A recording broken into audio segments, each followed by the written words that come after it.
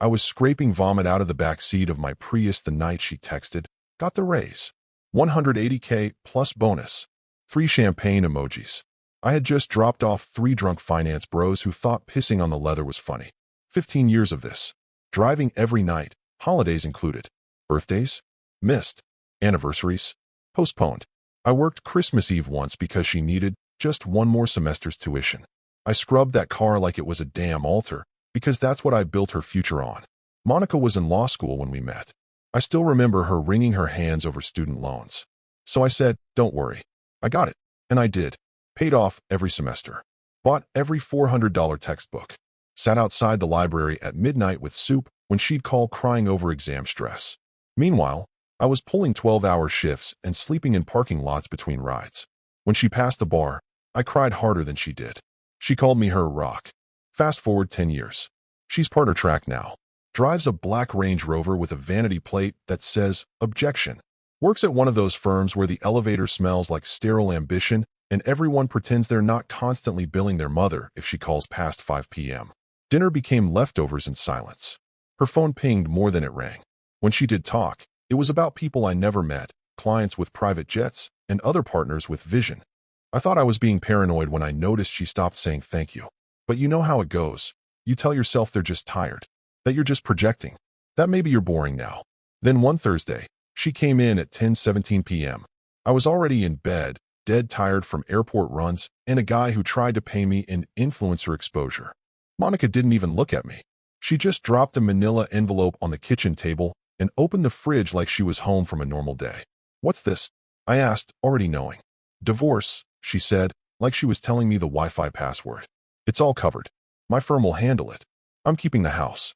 And the Prius." I stared at her. No rage. No begging. Just a very calm sort of silence. Like when the final domino tips and you realize you'd seen it coming 5 years ago. I think I even smiled. That made her pause. "You're not going to say anything?" she asked, like she was annoyed. I shrugged. "Nah." That's when her face twisted. Confusion. Almost insulted. Like I wasn't playing my assigned role of broken, pathetic ex-husband. She wanted a scene. I gave her a blank screen. She poured herself a glass of wine, muttered something about mature separation, and walked off humming. That night, she slept in the guest room. I slept like a corpse, with my phone on silent and a spreadsheet open on my laptop. 17 tabs, all bookmarked over the last decade. My time had come. Before we go deeper, let me say this. More than 90% of you listen to stories like mine and never hit subscribe. It helps the team tell these stories louder, better, and sharper. So if you want to see what quiet revenge looks like when it's planned, not reacted to, subscribe. It motivates the hell out of us. Now, back to Monica. She thought I was just a driver. Just the guy who held the umbrella while she walked into courtrooms and smiled at cameras. She didn't know I had receipts. Literally. Scanned, backed up, and quietly categorized. And she definitely didn't know about the email and drafts. Or the folder I labeled NDA, breach potential. That's the funny thing about underestimating someone. You don't know what they've seen, what they've kept, or what they're capable of when you stop watching. And she had stopped watching a long, long time ago. The front door clicked shut at 7:41 a.m. sharp. She never looked back when she left. Not anymore. Just the sound of heels on tile, the faint smell of Chanel No. 5, and the quick slam of her Range Rover door. By 7:43, I had the kitchen to myself, a cup of reheated gas station coffee in one hand and an old HP laptop in the other, the one she thought I donated to Goodwill 5 years ago. It still worked. Barely. But it didn't need to run fast. It just needed to open one folder. Buried under layers of decoy files, tax returns from 2012, an abandoned fantasy football spreadsheet, a folder labeled dog photos, sat a password-protected archive called binderfinal_1. She never asked. Never cared. I wasn't the kind of man people asked questions about. The password was her birthday. The year was wrong. It always bothered her that I could never remember it right.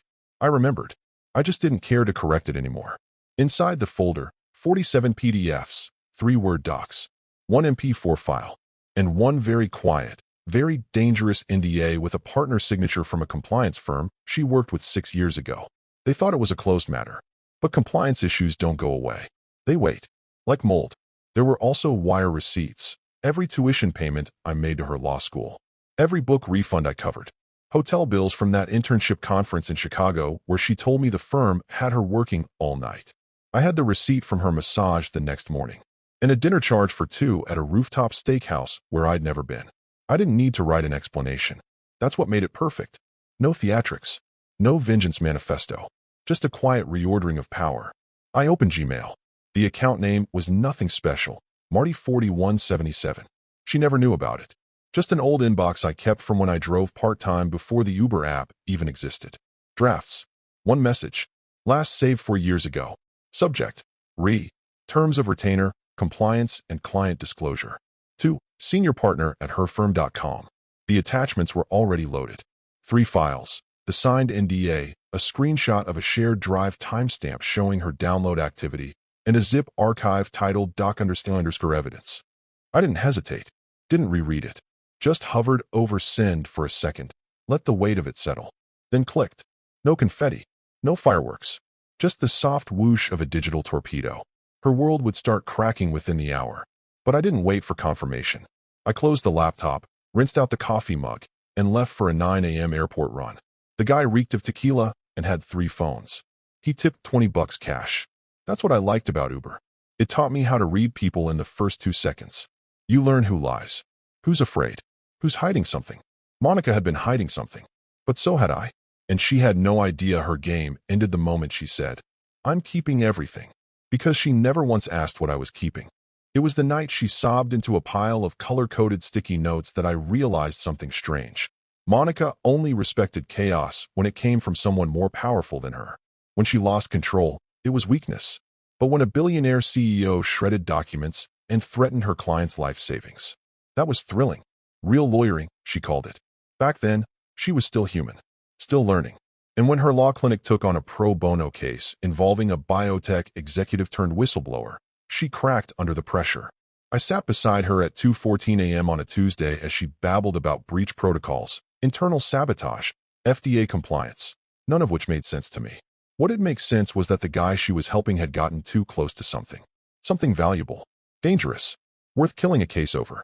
"Martin, can you help me label these exhibits?" she asked, tears on her cheek. Wine glass at her elbow, her voice barely holding together. So I did. I stayed up until 6 a.m., typing up witness summaries and organizing deposition notes on our shared desktop folder. Back then, she didn't care about who had access, just that someone was helping. She copied confidential memos into Google Drive like they were grocery lists. Emails with redacted names. Scans of her own handwritten summaries of meetings that technically never happened. And I backed them up. Not because I was planning revenge, but because I knew she'd forget. She always did. She'd lose USB sticks, delete emails, call me from work crying. "Where's the file?" That whole folder's gone. And I'd quietly email it to her again like I was just a helpful little puppy with thumbs. But something about that case never sat right. The way her professor warned her to tread carefully. The way the client kept asking for assurance that no one else has seen this. And the way she laughed after the final hearing and said, "I can't believe we buried half of that crap. Poor guy never knew what really happened to his data." That was the moment I started copying everything. She thought the case was dead, settled, forgotten. But digital footprints never die. And that client? Still very much alive. Still very much watching, from what I could tell when he pinged her LinkedIn a year ago. And she still never used 2FA on her account. Monica once said, "Your problem is you're too careful." And hers? She thought being sloppy with smart people meant they'd forget. That I'd forget. But I didn't. I remembered the handwritten summary she scanned at 3:06 a.m. on April 17th, a decade ago. I remembered the code name, Cypress Pathway, she misspelled in her deposition draft. I remembered the red folder she left on the kitchen counter for 3 hours while she ran errands, labeled privileged, internal only. I remembered it all. Because while she thought I was the guy who picked up drunk kids from frat parties for $6 a ride, I was also the guy who saw exactly where the bodies were buried. And I kept the map. She laughed when I said I'd help organize her files. Said, "You're my little assistant." Funny, because now I have the files, and they're organized in a folder named Insurance. She thought I was just the ride home. Turns out, I was in the passenger seat the whole time, and I watched everything. The irony was, she was in court arguing a case about breach of contract when her own breach detonated. Monica had just finished cross-examining a junior contractor who, in her words, couldn't redact a sticky note if her life depended on it. The judge chuckled. The jury liked her. Her confidence, razor-sharp, polished hair, manicured nails, her voice calm but weaponized. She was in control, untouchable. She even winked at the associate sitting second chair, like the whole thing was a warm-up lap. She didn't notice her phone buzzing in her handbag until they recessed for lunch. 3 missed calls, all from Miles Lawton, senior partner, the man who once toasted her as the future of this firm, the man who signed her performance bonuses and sat on the ethics committee, the man who never called anyone, let alone 3 times in an hour. She stepped out into the hallway, high heels clicking like they owned the marble. The air was heavy. Old courtrooms always smelled like wood polish and judgment. She glanced down the corridor, no one around, then took the call. Hello. Silence. Then his voice, low and cold like a bullet pressed to the spine. Did you forward confidential client files to a third party? She blinked. What are you talking about? You know damn well what I'm talking about. I'm looking at a forwarded message right now. It has your download signature, your IP address, and an NDA you told us was lost in cleanup. So I'll ask again, are you out of your mind? Monica's breath caught. Her lawyer brain started flipping through imaginary files. NDA? Which NDA? Wait, could he mean? Miles, I never, she stammered. That must be a mistake. I didn't send anything. He cut her off, voice suddenly curt and clipped. The board is calling an emergency meeting. Compliance has been looped in. The client may be filing a grievance. I hope, for your sake, you have one hell of an explanation. Because right now, it looks like a partner-track attorney just dropped a live grenade into a sealed file. Her legs nearly buckled. She leaned against the wall like gravity had shifted sideways. The courthouse noise faded into a dull roar. Her heart pounded, not in anger, but in pure calculation. What had he seen? What exactly got forwarded? She ended the call without replying. She didn't notice the junior associate walk by, didn't hear him ask, "You good?" All she heard was her own pulse in her ears. Because somewhere out there, someone had access to a file she thought had been wiped clean years ago. Someone with motive, with context, with timing. She yanked out her phone, opened her email app, and frantically scrolled through her sent folder. Nothing. No trace. No clue. Like a ghost had opened her desk drawer, pulled out a loaded pistol, and placed it on the boardroom table. What she didn't know yet, what made it so much worse, was that the client mentioned in those files wasn't just a ghost from her past. He was already on the call list for the board meeting. And Martin? He was probably driving someone to the airport right then. Calm. Smiling. Letting his rider ramble about business deals and lost luggage. He wouldn't need to say a word. He'd already said enough, with a single email. She sped home like the Range Rover was bleeding oil, one hand white-knuckled on the wheel, the other furiously redialing Miles, then compliance, then her assistant, then no one. No one picked up. For hours ago, she was delivering a closing argument in Italian suede heels. Now she was sweating through silk and chewing the inside of her cheek like it owed her rent. Every scenario played in her head. Maybe it was a mistake. Maybe someone hacked her email. Maybe Martin, had guessed one of her passwords. No, that wasn't possible. He couldn't have. He barely knew how to update the Wi-Fi. Did he? She pulled into the driveway. The porch light flicked on automatically. Motion sensor. But the blue glow on the keypad lock blinked red when she entered her code. She tried again. Red. She typed slower. Thoughtfully. Red. The door didn't budge. And then she saw it. Taped just below the deadbolt.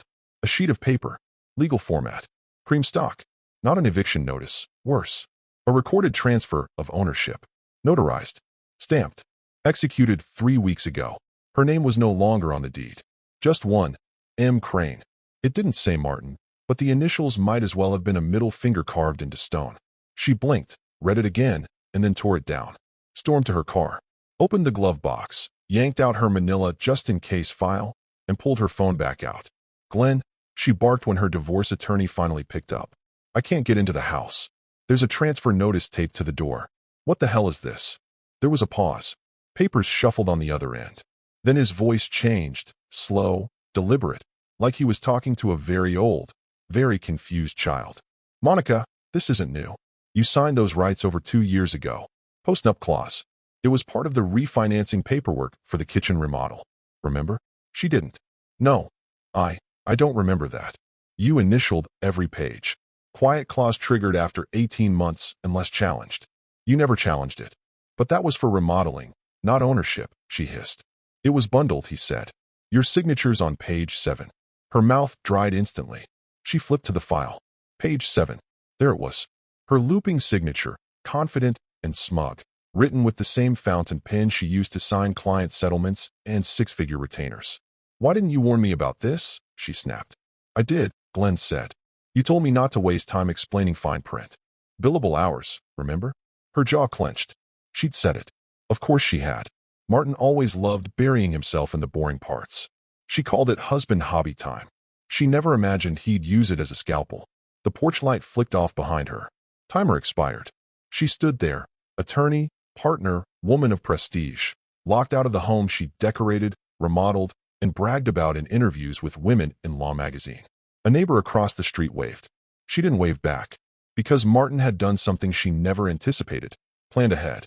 And now, she was staring at the front door of a house she no longer legally had the right to walk into.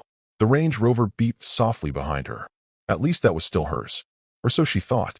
The office didn't have valet. No glass sculptures in the lobby. No espresso machine humming like a nervous intern. Just a weathered shingle above the door that read J.T.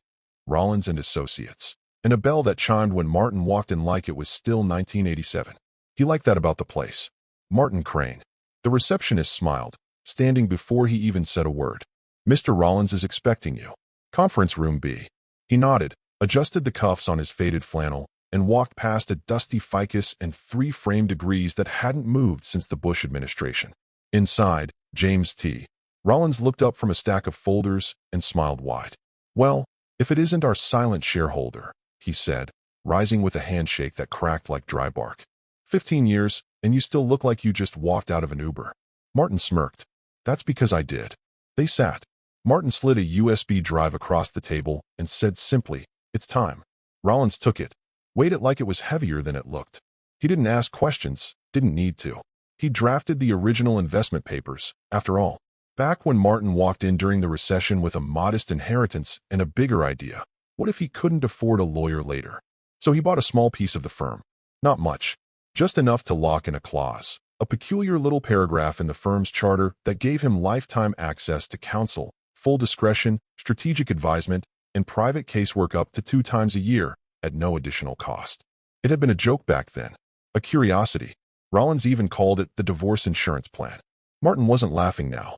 Rollins plugged in the drive, clicked through the folders. Read in silence. His eyebrows slowly rose. "Jesus Christ, Martin," he muttered. She walked into a buzzsaw. Martin leaned back, arms crossed. "She thinks I'm the buzzsaw." Rollins grinned without humor. "You're the guy who built the lumber mill." There was a thick pause while the lawyer skimmed 2 scanned affidavits. One dated back 9 years. Another folder labeled compliance _handoff_chain. "You kept everything," Rollins murmured. "Even the original red line of the post-nup. I forgot I even drafted that one." "She didn't," Martin said, "because she never read it." "And the house. Quiet clause executed 2 weeks before she filed. Notarized. Backdated to the refi she insisted on." Rollins looked impressed. "Smart. Not smart. Patient." He tapped the table once, deliberately. "I need her firm's settlement packet reviewed, along with anticipated PR responses from the whistleblower in the event the bar gets involved. I already forwarded the NDA to Miles Lawton yesterday. The rest is leverage." Rollins nodded. "We'll prep statements." "But Martin, once this goes to the board, you know they're not going to just walk her out quietly. They'll need a face-saving exit." Martin smiled. "Let them save face. Just not hers." Outside the window, traffic crawled past a billboard that read, "Injury? Call now. Justice doesn't wait." Martin stood, smoothed his sleeves, and looked down at the old man who once told him, "Every lawyer eventually gets sloppy when they start believing they're irreplaceable." "Do I need to sign anything today?" he asked. Rollins shook his head. "You signed it 15 years ago." And just like that, the man she thought was alone and unarmed walked out of the office with an entire legal team behind him. Quiet, gray-haired, and lethal. 7 days after her courtroom confidence cracked and her front door no longer recognized her, Monica stood in the firm's glass conference room, surrounded by silence. Not the usual productive silence of lawyers prepping for battle, but the stifling, suffocating silence of a waiting room before a firing squad. Her name wasn't on the morning docket. Her assistant had been reassigned temporarily. The receptionist didn't meet her eyes. At 8:13 a.m., her email pinged. Subject: formal grievance notice, filed with State Bar. From D. Kirshner, formerly represented client. case number 20793. CC, Office of Professional Responsibility, State Bar of California. Monica stared at the screen like it had just announced a terminal illness. In the body of the email, a politely venomous letter from the whistleblower she once rescued. She had spent 6 months back then coaching him through lawsuits, government subpoenas, and corporate threats. Had wiped his tears, hand-fed him narratives, and promised ironclad protection. Now, he was accusing her of professional misconduct. I am submitting a formal grievance regarding attorney Monica R. Crane, citing breach of confidentiality, mismanagement of privileged documents, and unreported third-party exposure. Below that, 2 attachments. 1. A scanned printout of digital timestamps showing file access, precise log entries from a shared drive. The names were clear. One stood out. M. Crane. Martin C. 47. Shared folder. Whistleblower_draft_V3. The second attachment was worse. A screen grab of a Slack message, an old one, dated back to her firm's early adoption of remote systems. Don't worry, I had my husband organize that whole mess. He's better at spreadsheets than compliance is faced with tears of joy. She remembered sending that. She thought it was funny at the time.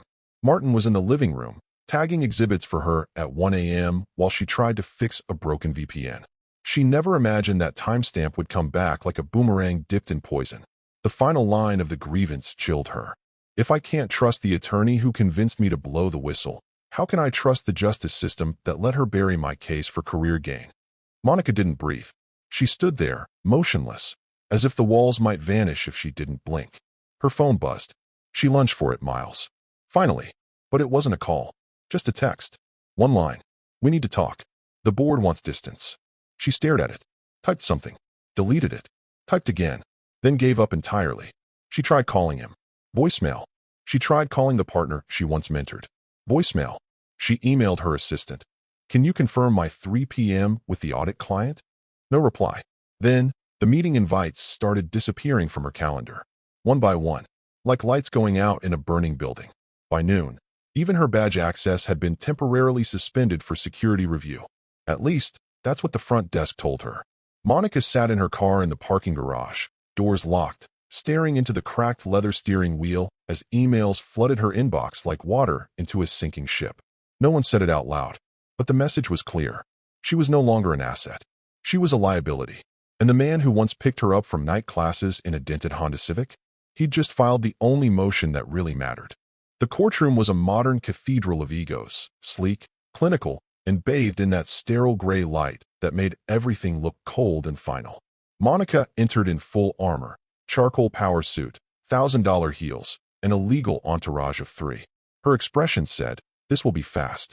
Martin was already seated at the petitioner's table, alone. No paralegal, no flash, just a manila folder resting in front of him, the corners slightly frayed from handling. She didn't look at him. Her attorney, Glenn, did. His smirk was professional, but smug, like he'd already mentally billed 20 hours for this session. As they settled in, Glenn leaned over and whispered something to Monica that made her chuckle without breaking posture. The judge entered. Formalities began. On paper, this was her arena, her domain, her turf, until Martin opened the folder. He waited for the exact moment, just after Glenn launched into his opening remarks, referencing Mr. Crane's lack of documented contributions to marital assets and the defendant's disproportionate investment in household equity. Then, without a word, Martin slid a single sheet to the bailiff. The judge reviewed it. Eyebrows lifted. "Mr. Crane," the judge said, "this outlines 15 years of financial records. Tuition payments. Mortgage contributions. Is this your exhibit?" Martin nodded once. Monica stiffened. Glenn glanced at her. Another page was handed across. Photos. Late nights. Monica bent over a stack of papers, her husband beside her, highlighter in hand. Timestamps from the apartment's smart camera. Multiple dates. More silence. Then came the log, printed, highlighted, indexed. Email headers. File access timestamps. IP addresses.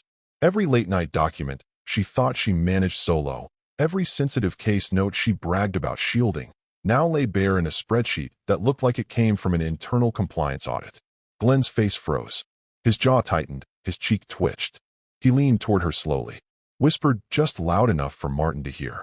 "Why didn't you tell me any of this existed?" Monica said nothing. Her mouth opened slightly, but no sound came. Her fingers gripped the pen in front of her like it might stop the floor from falling out. The judge leaned back. "Counselor," he said to Glenn, "I'll allow you time to review this. But it appears the defendant has documentation that severely contradicts your narrative." Glenn swallowed hard. The room shifted. What was supposed to be a swift disassembly of a freeloading ex had become a dangerous autopsy of 15 years of overlooked contributions, silent sacrifices, and intellectual involvement in her most high-risk legal cases. And Monica knew, she knew, that Martin hadn't even played the worst card yet. Not the NDA, not the complaint, not the ethics inquiry, just the quiet truth. And the truth was lethal in this room. She wasn't in control. She never was. She just assumed he wouldn't speak. And now he didn't have to shout. He didn't have to grandstand. He just sat there, calm, collected, while her story unraveled in front of the only people who mattered. The courtroom wasn't her arena anymore. It was his trap. The knock on her office door came at 5:42 p.m. Not an assistant, not security, not even HR. Just Miles, her senior partner, mentor, firm godfather, the one who once told her, "You're the sharpest knife in the drawer." Cut clean, cut fast. He didn't ask to come in. Just opened the door, stepped inside, and shut it behind him with the finality of a judge's gavel. "Conference room 4, he said. No other words. Monica followed him down the hallway in silence, past junior associates who suddenly found their screens very interesting. No one made eye contact. Her heels echoed like gunshots. Inside the room, there was no battalion of defense, no PR team, no compliance rep, just a manila folder on the table and a glass of water poured, untouched. Miles gestured for her to sit. He didn't. He opened the folder slowly, like a priest reading final rites. First page. 3 printed media inquiries from legal blogs she'd once been featured on, each asking about allegations surrounding a past whistleblower case and newly surfaced conflicts of interest involving a current partner. Second page. Internal memo from the firm's ethics committee outlining risk exposure if the bar complaint escalates. Third page. Draft severance agreement. Clean, quick, dignified, on the surface. Monica didn't blink. Her throat burned. "This can't be serious," she said. "None of this is proven. It's just smoke." Miles didn't look at her. He looked past her, as if she were already part of the firm's history, not its present. "Monica," he said, voice low, tired, and entirely free of warmth. "This isn't about what's proven. It's about what sticks. And you've stuck us." She opened her mouth, closed it again. He continued, still not sitting. "Your husband, or ex-husband, sent a packet so airtight, our internal counsel didn't even call a meeting. They called an exit strategy." She stared at the severance packet. "You're firing me." "No," he said. "We're offering you an off-ramp. Mutual language. Sealed terms. You get a statement, a transition story. No media circus. No bar hearing, if they let it go. But that window is closing." She shook her head, more in disbelief than denial. "I built this firm's biotech division. And now you're dragging it toward the headlines," he said flatly. Silence stretched. When she finally spoke, her voice cracked, not with rage, but something worse. "Surrender. Please," she whispered. "Tell him. I'll do anything." Now Miles looked at her. Really looked. His jaw tightened, but his eyes weren't angry. They were disappointed. "That's not my job anymore," he said. He slid the folder across the table, slow and deliberate. "Yours to sign. Or fight. But if you fight, we fight back." Her pride shattered so quietly, it didn't even make a sound. Just collapsed inward like a dying star. She sat frozen, the weight of every smug remark, every dismissed warning, every night she told Martin he'd never understand this world, settling in her chest like cement. He understood it just fine. He just never needed it. Because in the end, the man she thought was beneath her, he didn't need to argue. He just removed every piece from the board until she was alone, cornered, and begging his silence to save her name. Martin was sitting in the front seat of his Prius, parked under a flickering street lamp outside Terminal 5. A half-drunk coffee sat in the console, cold. The radio murmured soft jazz from a station nobody listened to anymore. He wasn't in a rush. Not tonight. His phone buzzed once, just a quiet nudge. He glanced at the screen. Subject: resolution accepted. From managing partner at bartonsloanllp.com. Time: 7:02 p.m. No fluff. No legalese. Just one line in the body. "She's no longer with us. Settlement confirmed." Martin stared at it for a long moment. Not with shock. Not with celebration. Just stillness. Then he slowly closed the laptop on the passenger seat and placed the phone on top like a bookmark in a story he had already finished reading. He leaned back in the seat and looked through the windshield. The airport's departures board glowed blue in the distance. Planes came and went. People rushed through doors with their heads down, lives packed into carry-ons and passports. He didn't need to go anywhere. He was already free. 15 years. 15 years of swallowing every slight, every backhanded comment, every smug glance she gave him when she thought the Range Rover made her untouchable. He remembered the way she said, "I'm keeping everything," like it was a magic spell that erased history. And now, the spell was broken. The kingdom she'd built on his back cracked at the foundation and handed off to the firm's PR team to sweep under a rug labeled amicable departure. The best part? He never raised his voice, never threatened, never screamed. He just remembered. A man came out of the terminal dragging 2 suitcases and holding up his phone. "Martin?" he asked. Martin smiled. "Yeah, back seat's clean, trunks open." As the man settled in, Martin started the engine. The Prius hummed to life. The screen on the dash flicked on, still bookmarked to a playlist titled Monica's Study Mix. He never deleted it. He let it play. He drove through the night like he always did. Through rain, through silence, through a city that never knew who he really was. But he knew. He wasn't just the guy who funded her education, or the guy who scrubbed puke out of his back seat so she could graduate debt-free, or the man who handed her a kingdom only to be thrown into the moat. He was the architect. And now, every piece she used to climb, he owned them. He didn't just survive her betrayal. He orchestrated her collapse. Silently. Completely. With a single forward.